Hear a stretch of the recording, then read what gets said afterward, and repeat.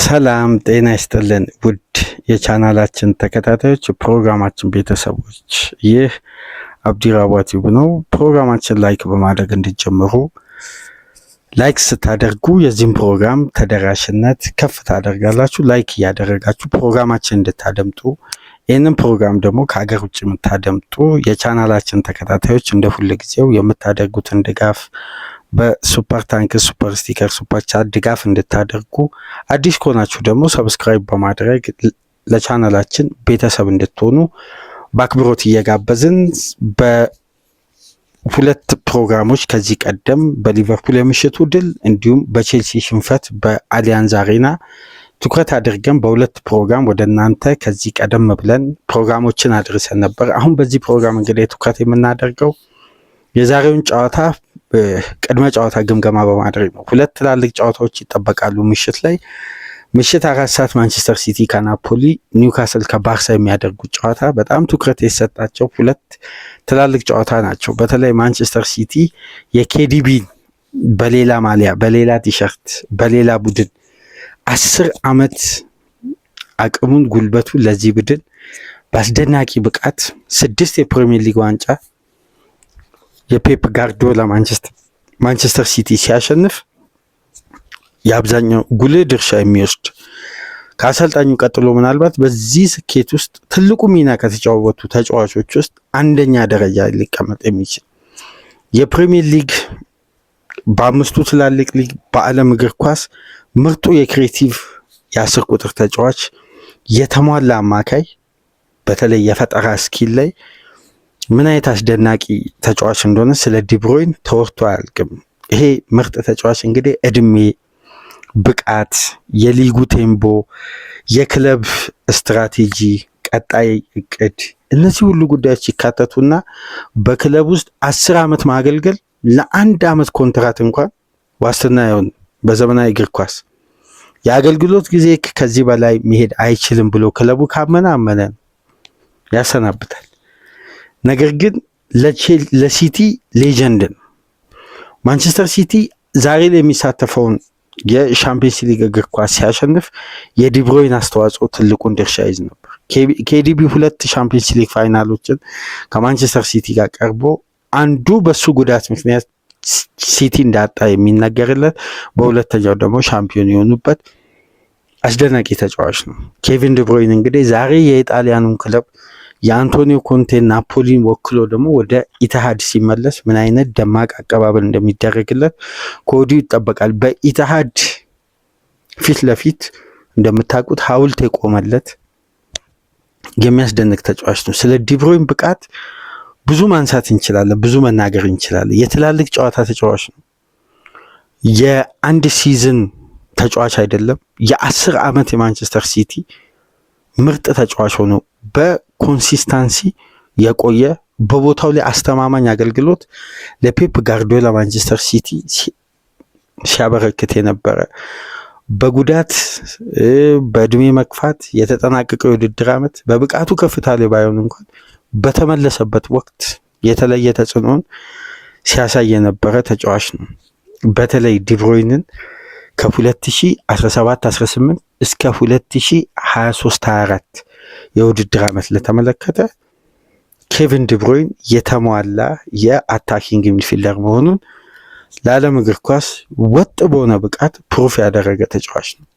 ከማንቸስተር ሲቲ የመጀመሪያ በፔፕ ጋርዲዮላ ውስጥ ያሳካው የፕሪሚየር ሊግ ዋንጫ አንስቶ እስከ መጨረሻው ድረስ የዲብሮይን ብቃት የላቀውን ድርሻ ይዝ ነበር። የተጫዋች ነው እንግዲህ ለማንቸስተር ሲቲ በርካታ ጨዋታዎችን አድርጎ ከ100 በላይ ግብ ላይ ተሳትፎ በርካታ አሲስቶችን ቁጥር ስፍር የሌለውን የግብ የሆኑ ኳሶችን ለቡድን አጋሮቹ አመቻችቶ እያቀበለ ቡድኑ ሲያሸንፍ ቁልፍ ሚና እየተጫወተ የነበረ ትልቅ የክለቡ ሌጀንድ እንዲሁም በእግር ኳስ በቅርብ ዓመት ውስጥ ከምናውቃቸው አስደናቂ የክሬቲቪቲ አማካዮች መካከል ምናልባት ከሱ በላይ ሊቀመጥ የሚችል ተጫዋች ያለ አይመስልም። በፕሪሚየር ሊጉም በአምስቱ ትላልቅ ሊግ ኳስ እግሩ ላይ በገባ ቁጥር የተጋጣሚ ተከላካይም ሆነ የተጋጣሚ ጠንካራ የመከላከል ስትራክቸር ሆነ በአንድ ፓስ መበተን የሚችል ጨዋታ ቀያሪ፣ ከምንም ላይ ቡድኑ ነጥብ ሲያገኝ በቀጥታ ግን የዲብሮይን አስተዋጽኦ አለበት። በተለይ የማንቸስተር ሲቲ አጥቂ ኳስ እስከሚሰለቸው ድረስ በ90 ደቂቃ አመቻችቶ እያቀበለ ሃላንድ በሪከርድ የታጀበ አጀማመር አድርጎ የፕሪሚየር ሊጉን ሪከርድ በሚሰብርበት ወቅት የሃላንድ 56 በመቶ ኳሶች ከኬቪን ዲብሮይን ዳይሬክት የተሰጡ ነበሩና ዛሬ እንግዲህ ይሄ መጋቢው ተጫዋች ነው በተቃራኒው ሃላንድ የሚገጥመው። የሃላንድ በነገራችን ላይ የማንቸስተር ሲቲ ቤት ስኬት ትልቁ ሚና ከጀርባው ሁሌ ስሙ ላይነሳ ይችላል። ሃላንድ የራሱ ታለንት አለው። ሃላንድን ግን ለፕሪሚየር ሊጉ አስተማማኝ አጥቂ እንዲሆን በማድረግ የጋርዲዮላ ታክቲክ እንዳለው ነው። የሜዳ ውስጥ እንቅስቃሴውን ግን 100% የላቀውን ድርሻ የሚወስደው ኬቪን ዲብሮይን ነው። ይሄ ተጫዋች አስደናቂ ብቃት ያለው እንግዲህ የእንግሊዝ እግር ኳስ እንደምታውቁት ተጫዋቾች ራሳቸውን በበቂ ሁኔታ ጠብቀው እንኳን ትዕግስት የሌለው ኢንዱስትሪ ነው። እድሜያቸው በገፋ ቁጥር ወቅታዊ ብቃትን እንጂ ስለሰሩት ታሪክ ስላለፈው ጀግንነታቸው ትኩረት የሚሰጥም የለም። በቀጥታ ከወቅቱ ጋር ነው የሚጓዙት። ዲብሮይን እንግዲህ የመጨረሻ የውድድር ዓመቱ የነበረውን ጭቅጭቅ ታስታውሳላችሁ። ሲቲ በፕላኔ ውስጥ አይደለም ብሎ ነው አቋም የወሰደው። ምክንያቱም ደግሞ ክለቡ አዲስ ኃይል አዲስ ጉልበት ይፈልጋል።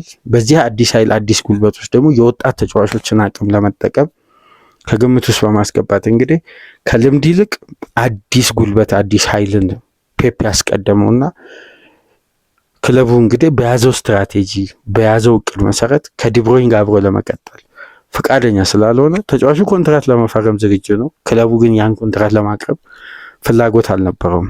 በዛ የተነሳ ለቆ በናፖሊ በአንቶኒዮ ኮንቴ ናፖሊ ውስጥ እንግዲህ እስካሁን በሊጉ ካደረጋቸው ጨዋታዎች ሁሉንም በማሸነፍ አስተማማኝ አጀማመር እያደረገ ነው የሚገኘው። ዛሬ እንግዲህ ወደ ማንቸስተር ከተማ ወደ ኢትሃድ የሚመለሰው ኬቪን ዲብሮይን ብቻ አይደለም።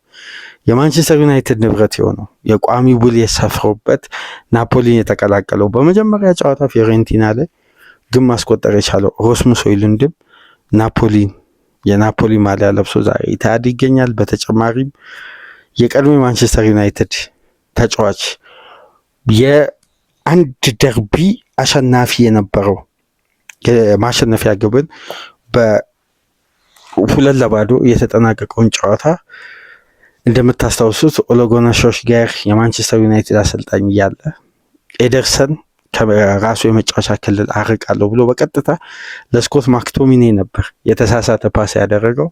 በግሩም ሁኔታ ከ36 ሜትር ላይ ያስቆጠራትን ግብ አብዛኛው የእግር ኳስ ቤተሰብ ያስታውሳል። እና ዛሬም ይሄ ተጫዋች በተቃራኒ የማንቸስተር ዩናይትድ የቀድሞ የአካዳሚ ውጤት የሆነው ስኮት ማክቶሚኔ በናፖሊ ስብስብ ውስጥ የሚገኘው እና የተጠናቀቀው የውድድር ዓመት የሴሪያው ኮከብ በተቃራኒ እንግዲህ እሱም ዛሬ ኢትሃድ ላይ ማንቸስተር ሲቲ የሚገጥመው የነዚህ ሁለት ክለቦች ፉክክር በምሽቱ ጨዋታ የማንቸስተር ደርቢንም ያዘለ ነው። ሁለት የማንቸስተር ተጫዋቾች በተቃራኒው ስለሚገኙና ይሄ ጨዋታ ይጠበቃል። አንቶኒዮ ኮንቴ እንደምታውቁት ጥብቅ የሆነ የለው ብሎክ ቡድን የሚገነቡ ለተጋጣሚ ስፔስ የማይፈጥር ጠንካራ ኮምፓክት የሆነ ስለ ቀጣይ እቅድ ሳይሆን ስለሚወዳደርበት ወቅታዊ ሲዝን ትኩረት የሚያደርግ ቡድን። አንቶኒዮ ኮንቴ ጋር ፕላን የለም። ፕላን ይሄ የውድድር ዓመት ነው። ስለ ቀጣይ የውድድር ዓመት ስለ 5-6 ዓመት ፕሮጀክት ራሱ ጊዜውና ሰዓቱ የሚወስነው ጉዳይ ነው ብለው የሚያምኑ አሰልጣኝ ናቸው።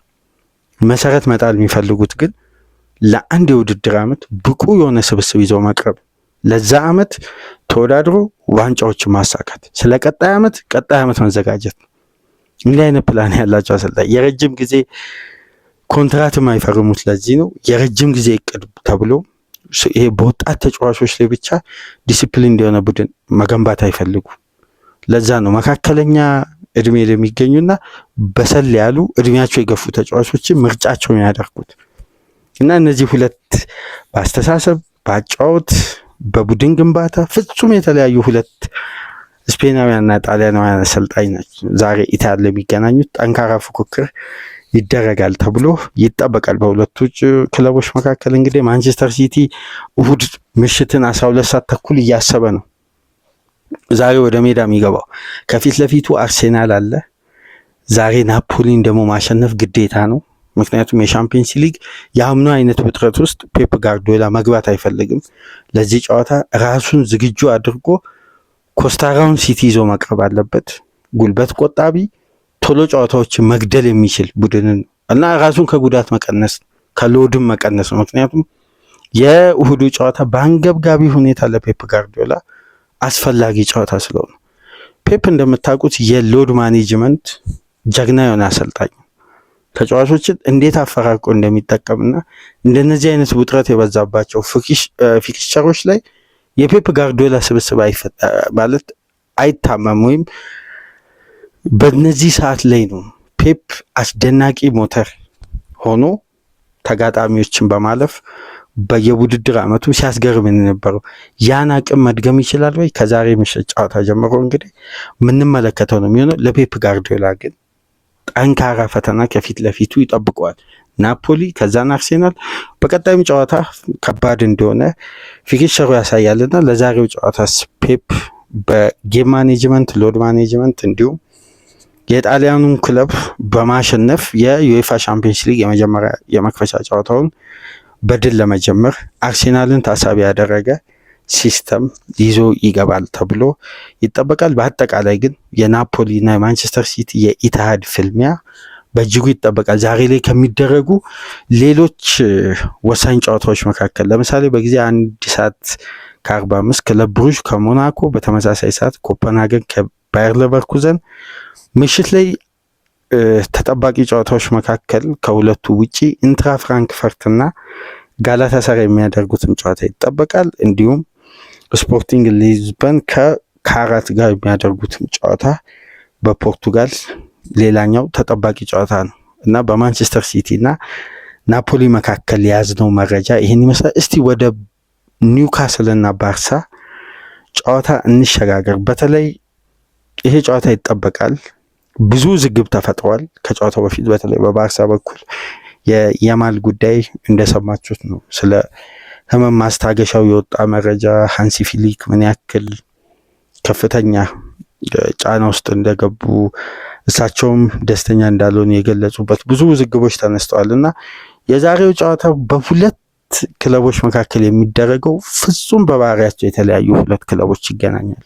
አካል ብቃት፣ አግሬሲቭ መሆን፣ ያለ ኳስ ከፍተኛ የሎድ ፕረስ የሚያደርግ ከተጋጣሚ በላይ ፕሬዠር መፍጠር የሚችል በጣም ተጋጣሚን ደግሞ ውጥረት ውስጥ መክተት የሚችል ስፔሶችን የማይፈቅድ በአካል ብቃት በአንድ ለአንድ ግንኙነት የሊጉ አስተማማኝ ክለብ የሆነው ኒውካስል ቴክኒካሊ ደግሞ የተገነባውን ባርሳ ነው የሚገጥመው።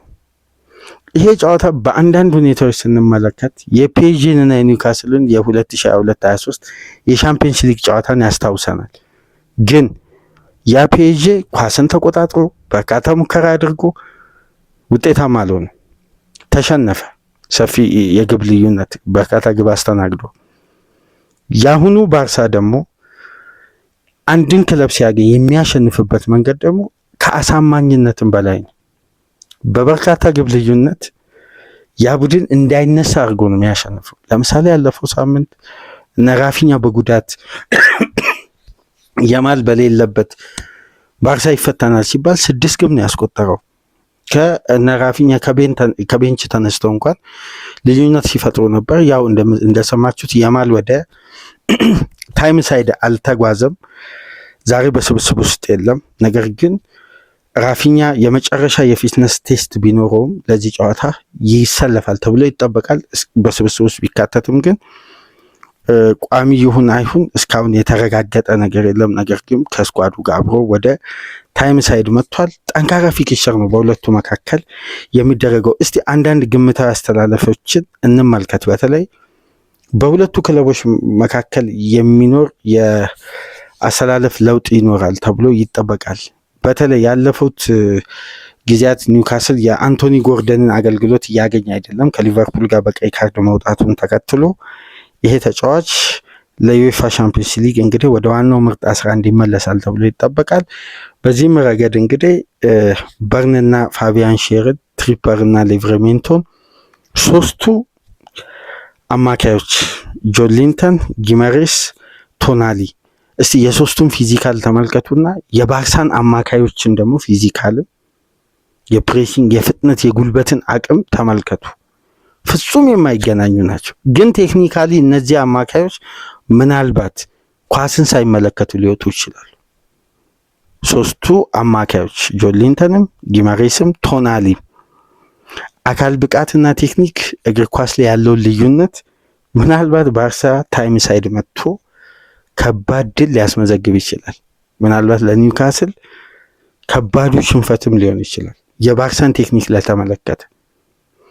በተቃራኒው ግን የባርሳ አማካዮች እንዴት ይሄን ጨዋታ ሊመሩ፣ ጉልበትና ፍጥነት፣ ይሄ የአካል ብቃት ቡድን እንግዲህ ቀደም ብሎ ቴክኒሻል ተጫዋቾችን